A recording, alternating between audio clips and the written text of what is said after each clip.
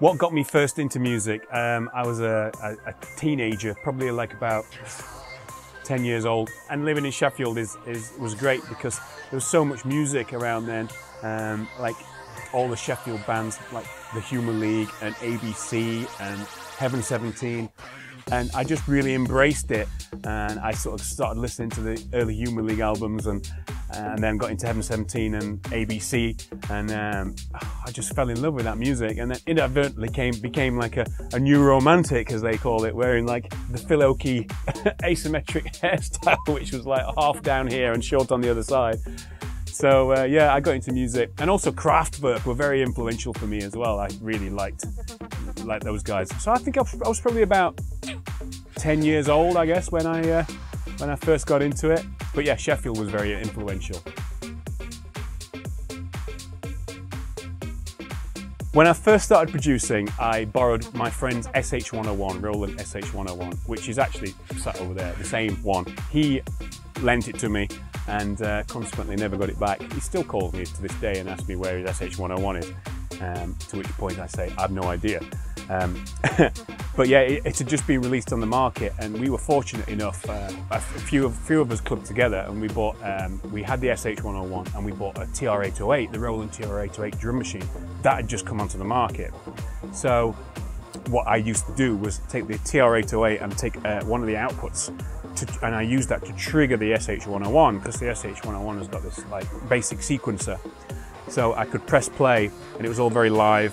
The sequencer would trigger. I could, like, you know, manipulate the sounds on the SH101 and then I could change the patterns on the TR-808. Very basic, you know, very basic stuff, but it sounded great. And it was like, listening back to it, because I've still got the tapes, listening back to it, it was actually really good, you know. And I think that's probably what I like about the new Korg Volker thing that they've just brought out, is because that it's very much that mentality. You chain one thing to another and press play, and it's very much like, you know, twiddle some knobs and, you know, see what kind of comes out. So that's how I started.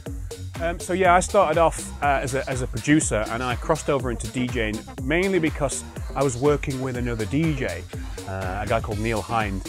And he was just primarily a DJ, couldn't produce at all. And but it was a great combination, because he would bring in his vinyl and I would sample the vinyl, and we would make tunes from his, and he would bring in the sort of DJ mentality into the sort of mix, you know, and we could, you know, we produced some amazing music because of the DJ and the producer sort of partnership. But then things started to take off for us. We started doing really well, and consequently he was out there getting all the gigs and all the girls, while I was like in the studio scrabbling around for cigarette butts, because I wasn't, you know, he was making all the money, and I was like, this ain't fair. So I thought, right, it's time, I need to learn how to DJ. And that was about 1994, I think, so that's why.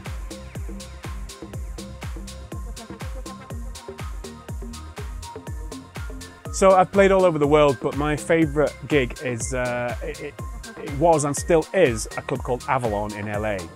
The reason why I like it is because A, it's in LA, and LA is just such a beautiful, amazing city. I've actually spent a lot of time there. And B, it's because it's the venue itself is something magical about the place. It's like an old theatre that they've converted into this humongous club, so it's very atmospheric, and everybody's like, you know, purely there just for music, and it's like the crowds really get down. They love what you play, very open-minded. Yeah, so it's like a, you know, a four-pronged reason for liking the place, really. And I played there recently, and it was amazing, so love it. The release I'm most proud of, and I always say this, it's a remix I did for Roger Sanchez, and it's called Lost. I did it in like 2006 or 2007. It's very electro. I couldn't play it now. Very sort of the sound of then. But I remember finishing it and thinking, wow, this is something special. And consequently, Pete Tong said it was his essential new tune, so obviously I was onto something. But it's the only piece of music I can listen to and be satisfied with everything, the production, the mix, you know, the reactions I've got from it from playing it, and yeah, so that's the one. So what's next for D.Ramirez? Well, he's still in the game. I've been doing, D.Ramirez has been around for a long time now, since like 1999. So still proud to say that he's still in the game, and I'm releasing a lot of music with various different labels. I've worked with great stuff, Tool Room, 420, etc. I've run my own label, but what's next is I'm going back to Tool Room to release a few singles with them. The next single coming out is one called Open Your Eyes. So yeah, that's the next thing.